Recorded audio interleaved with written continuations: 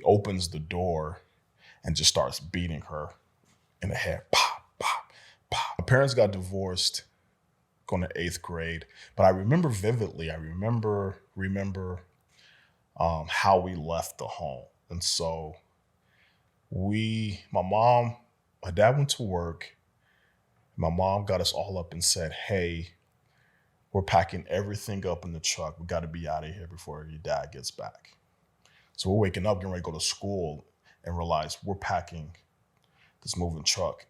And we pack it up and jet out to, my mom had the apartment already. And that's how we found out we were moving. It was early morning, getting ready to head to school. We're packing up. And I remember my dad showed up to that place. They're arguing and stuff. And a couple days later, um, we pull up to the church. It was empty, and my dad's in there. And my mom says I have to go, talk to him about some stuff. And so um, I'm in the passenger seat. My older sister, who weighed about $110, tiny, she's in the back. My little baby brother's in the other side. And I remember we're just sitting there waiting for my mom to come back. And through the crack of the window, you could see through. You can see that they're arguing with each other. And I remember my mom comes out.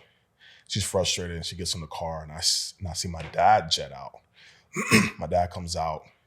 He opens the door and just starts beating her in the head. Pop, pop, pop. And I remember vividly just freezing. Like I still can feel how froze I was. I was at the time, and didn't know what, like, it just shock, and didn't know what to do. And by the grace of God, my sister jumps out the back car, runs around, and he was about 220, 230. She's $110.